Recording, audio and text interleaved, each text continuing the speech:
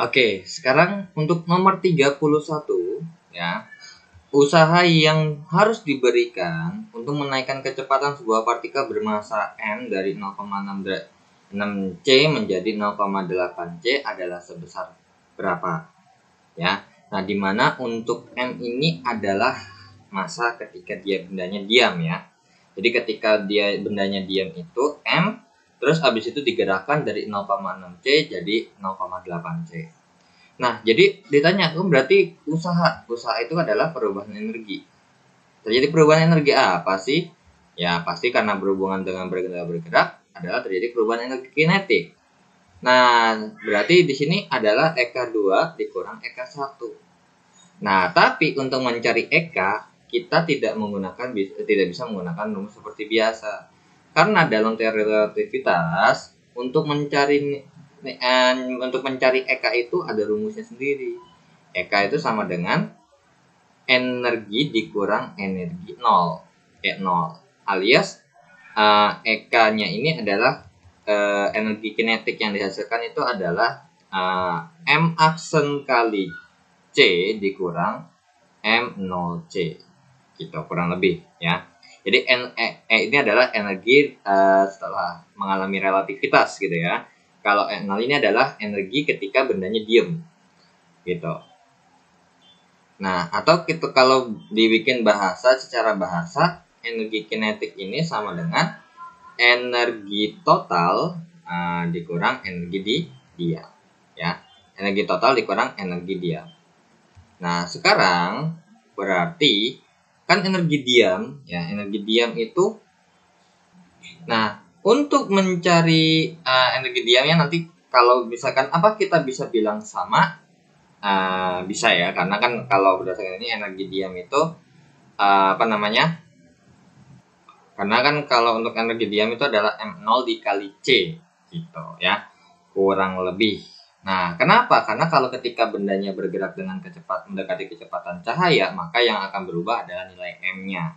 Nilai M-nya itu bisa berubah menjadi entah lebih besar atau lebih kecil.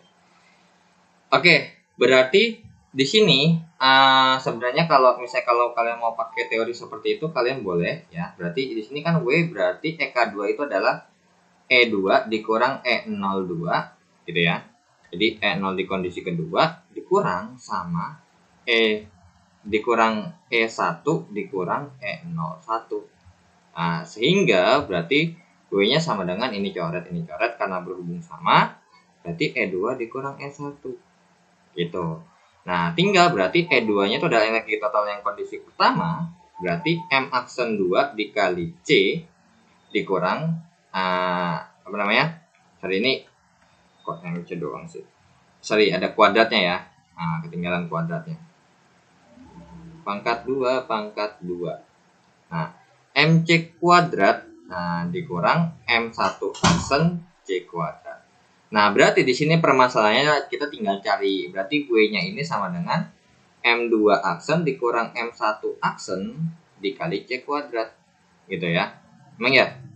Nah, berarti jangan kayak gini dulu, karena kan M2 aksennya berarti kita cari dengan rumus apa? Rumus M aksen itu sama dengan M per gamma, di mana gamma itu adalah akar 1 dikurang V kuadrat per C kuadrat, gitu ya. Nah, kalau misalnya ini sebenarnya kan rumus ini ya, rumus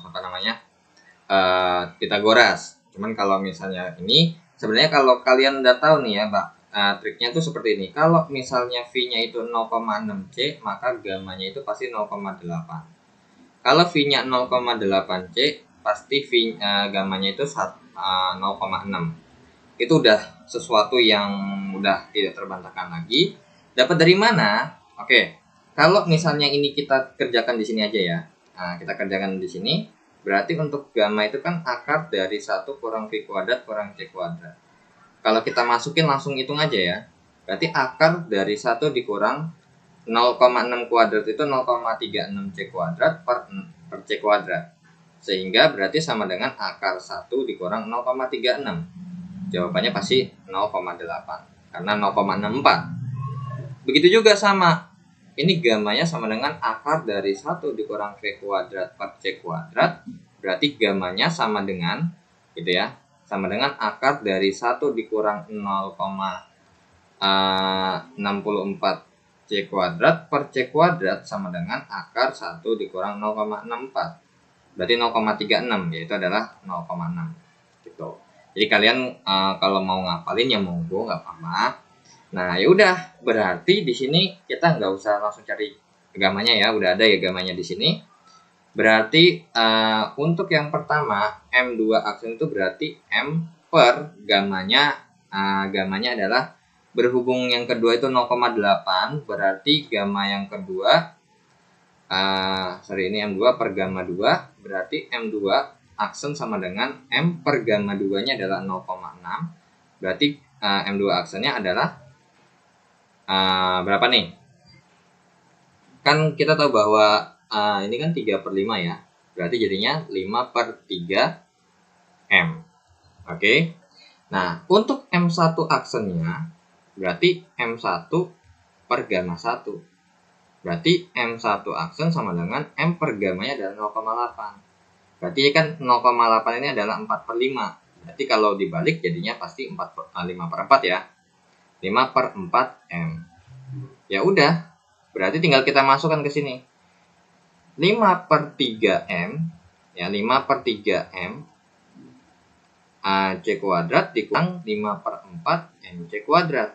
Berarti W-nya sama dengan ini 5/3, ya 5/3 dikurang 5/4. Gitu ya. 5/3 dikurang 5/4. Nah, kurang MC kuadrat. Berarti ini per 12, ini 20 dikurang 15. Berarti 5/12 jawabannya. Berarti 5/12 MC kuadrat. Nah, yang jawabannya ada sesuai dengan ini adalah yang ini. Karena kalau ini diperkecil, jadinya 5/12. Gitu. Nah, kalau nggak mau pakai cara ini, ya bisa tinggal cari aja. Ya. Misalnya contoh, EK2-nya dulu, cari EK2-nya. Misalkan cari EK2-nya itu sama dengan E2 dikurang E0. Nah, ternyata kan kalau kita kerjakan berarti untuk EK2 itu sama dengan untuk E2-nya kan berarti M2 aksen kali C kuadrat dikurang M0 dikali C kuadrat. Berarti EK2-nya sama dengan M2 aksennya ternyata udah ketemu nih, 5/3 nih. Berarti 5/3 M0 C kuadrat dikurang M0 C kuadrat. Berarti EK2-nya sama dengan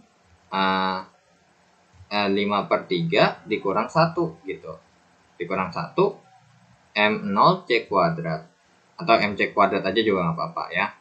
Berarti EK2 sama dengan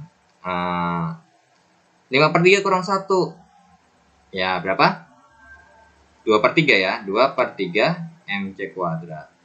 Kurang lebih seperti itu. Nah, kemudian kalau untuk EK1-nya sama dengan E1 dikurang E0.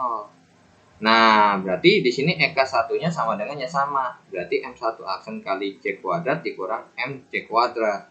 Ternyata EK1-nya sama dengan 5/4 MC kuadrat dikurang MC kuadrat. Berarti EK1-nya sama dengan 5/4 dikurang 1 MC kuadrat sama dengan 1/4 MC kuadrat. Barulah tinggal kita masukkan ke sini.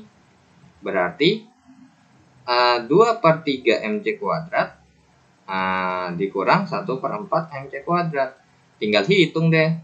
2/3 dikurang 1/4 sama dengan per 12. Ini 8, ini 3.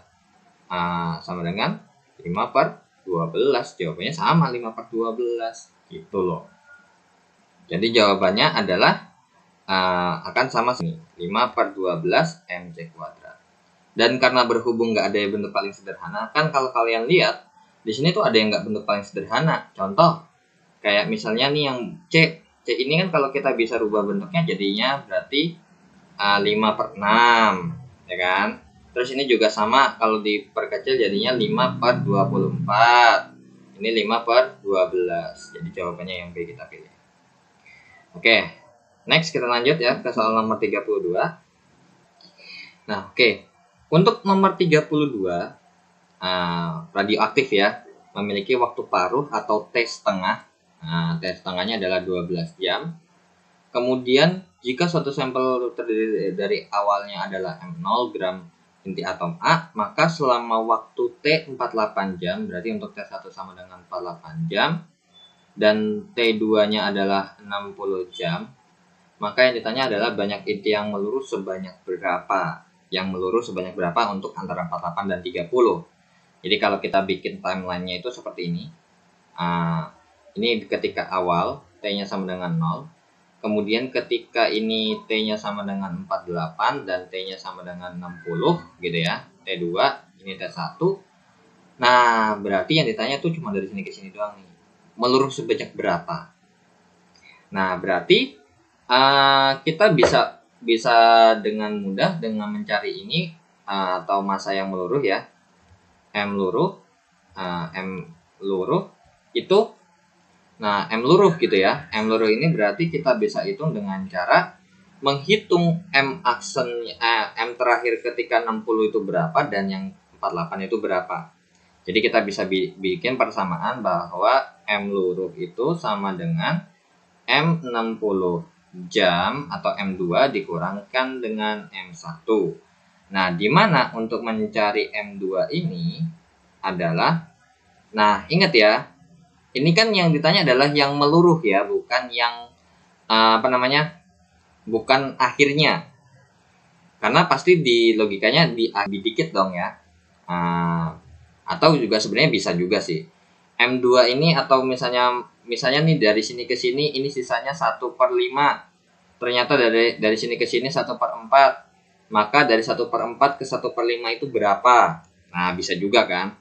Ya udah, berarti M2 itu sama dengan M0 dikalikan dengan setengah T per T setengah. Nah, gitu loh. Berarti M2 sama dengan M0 dikalikan dengan setengah 60 dibagi 2 gitu loh. Ya, dibagi 12. Berarti M2-nya sama dengan M0 dikalikan dengan setengah pangkat 5 atau M2-nya sama dengan 1/32 M0.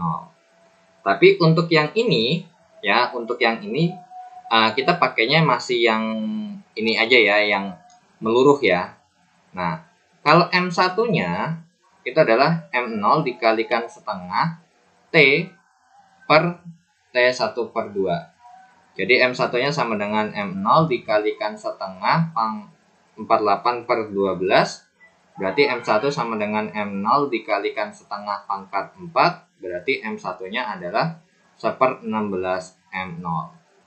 Nah, berarti kan yang meluruh ya, berarti M2 yang meluruh dikurang, ini berbicara yang ngeluruh ya, berarti di sini ngeluruh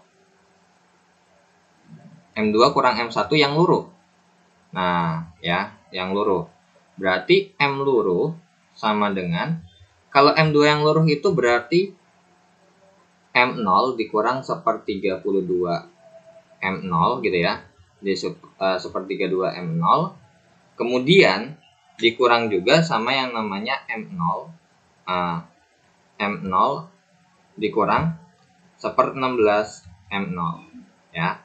Sehingga namanya 1 dikurang 1/32 ini adalah 1 dikurang 1/32 ini artinya 32 kurang 1. Jadi 31/32 ya. 31/32 M0 dikurang 1 kurang 1/16 berarti pasti 15/16 ya. 15/16 M0. Ya udah, berarti 31/32 dikurang 15/16 sama dengan berapa? Nah, sama dengan per 32 ya kan? Ini 31, ini 30. Berarti M yang meluruh itu sama dengan 1/32 M0. Itulah jawabannya. Jadi jawabannya adalah yang A. Nah, sekarang kalau kita nggak pakai konsep yang itu, kita pakai konsep yang satu lagi. Berarti M yang meluruh di rentan antara mereka berdua ini berarti tinggal akhirnya MT1, M1 dikurang M2 gitu loh. Ya, kebalik jadinya. Berarti M yang meluruh itu sama dengan 1/16 M0 dikurang 1/32 M0. Berarti M yang meluruh itu sama dengan, ya udah, 1/16. 1/16 dikurang 1/32. Ini sama dengan kita bikin 32, jadinya 2 kurang 1. Ya 1/32 M0. Jadi itu logikanya gini. Saya mau tahu di antara 48 sampai 60 tuh selisihnya berapa? Ya tinggal berarti karena berhubung yang lebih gede adalah yang di depan sama dibandingin sama yang di belakang, maka untuk mencari selisih kan pasti gede kurang kecil. Ya udah, yang gede ternyata 1/16, yang kecilnya 1/32. Berarti selisihnya ya 1/32. Ya udah, pasti ngeluarnya sebesar itu.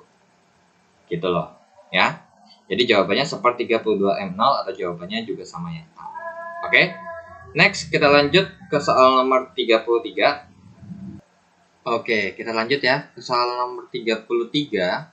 Momentum suatu elektron awalnya sama dengan M kali C. Oke, dikasih tahu bahwa P sama dengan M kali C. Untuk memperkecil panjang gelombang de Broglie, elektron ini akan menjadi setengah dari semula. Jadi panjang gelombangnya jadi setengah dari semula, maka energi total elektron tersebut harus menjadi berapa? Ya udah, berarti di sini ada hubungannya dengan energi ini ya, energi total yang pakai ada momentum, di mana energi totalnya itu adalah E0 ditambah P kuadrat C kuadrat. Nah, berhubung yang ditanya adalah energi setelah jadi setengah, berarti E2 sama dengan E0 kondisi 2 ditambah P2 kuadrat dikali C kuadrat. Nah, berarti di sini kita harus cari dulu nih P-nya gimana. Nah, kita tahu bahwa persamaan gelombang de Broglie ini kan H per P gitu ya. Oke, berarti di sini karena berhubung H ini adalah sebuah konstanta, maka kita dapat teori seperti ini. Berbanding terbalik dengan P, ya. Atau sebanding dengan 1/P. Sehingga kita bisa katakan dari sini alfa 1 per alfa 2 sama dengan P2 per P1 gitu. Nah, untuk alfa 2-nya jadi setengah katanya, ya. Berarti alfa 1 per setengah alfa 1 sama dengan P2 per P. Ya udah, berarti ini coret, berarti setengah kali P2. P2 sama dengan P, berarti P2-nya adalah 2 kali P1. Ya, tinggal kita kalikan dengan 2 aja. Ya udah, berarti 2P berarti E2 sama dengan, E0 itu adalah MC kuadrat ditambah, ini BTW ada kuadratnya ya. E kuadrat tambah E0 kuadrat. Jadinya E2 kuadrat, E0 kuadrat, berarti MC kuadrat pangkat 2 ditambah, P2-nya adalah 2P atau 2MC gitu ya. Dan karena P-nya itu adalah MC, berarti ini P2-nya sama dengan 2MC. Berarti 2MC pangkat 2 dikali C pangkat 2. Sehingga E2-nya sama E2 pangkat 2 sama dengan M kuadrat C pangkat 4 ditambah 4M kuadrat C kuadrat kali C kuadrat. Berarti E2 kuadrat sama dengan M kuadrat C pangkat 4 ditambah 4M kuadrat C pangkat 4. Berarti E2 kuadratnya sama dengan 5 kali M kuadrat C pangkat 4. Berarti E2-nya sama dengan akar 5MC kuadrat. Gitu. Jadi jawabannya adalah ya jelas yang D ya. Jadi soal ini tinggal kita hubungkan dengan panjang gelombang de Broglie persamaannya. Kemudian diteorikan ya, alfa itu sama alfanya berbanding terbalik dengan momentum. Nah, terus pakai rumus yang energi total yang ini yang ada hubungan dengan momentum. Tuh. Oke, next kita lanjut ya ke soal nomor 34. Oke, untuk soal nomor 34, suatu partikel dengan massa diam M, artinya berarti diketahui bahwa M0 itu sama dengan M, memiliki momentum sebesar akar 0,44 mc. Energi kinetiknya, ya udah. Nomor 34 untuk mencari energi kinetik kita adalah EK sama dengan E0 ditambah dengan E0-nya di bawah. E0 ditambah apa coba? Emang iya E dikurang E0 ya. Nah, energi kinetik itu adalah energi total dikurang energi diam ya. Oke, energi total dikurang energi diam. Nah, permasalahannya adalah energi totalnya belum ada. Nah, untuk mencari energi totalnya ini kita bisa pakai rumus yang ini ya, yang E0 kuadrat ya, E kuadrat ditambah E0 sama dengan E0 kuadrat ditambah P kuadrat C kuadrat. Nah, berarti E kuadrat sama dengan E0-nya.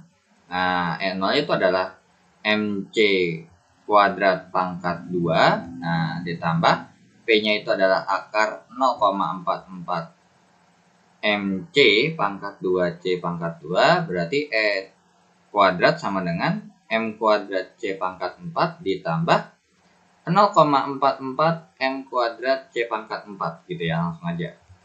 Sehingga berarti E kuadratnya sama dengan 1,44 M kuadrat C pangkat 4. Nah, E-nya sama dengan akar dari ini. Berarti 1,2 ya. MC kuadrat. Nah, tinggal masukkan ke dalam sini. Berarti EK sama dengan 1,2 MC kuadrat dikurang MC kuadrat. Berarti EK-nya sama dengan 0,2 MC kuadrat. Jadi jawabannya nomor 34 yang domba. Oke. Next, kita lanjut ke soal nomor 35. Oke, kita lanjut ke nomor 35.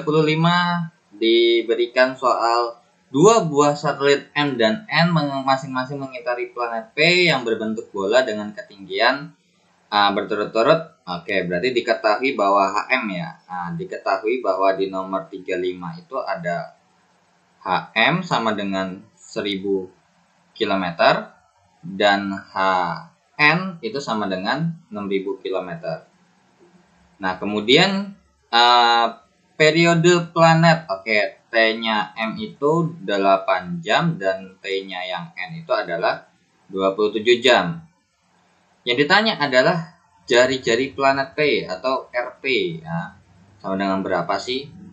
Ya udah, ini kita bisa kaitkan dengan rumus apa?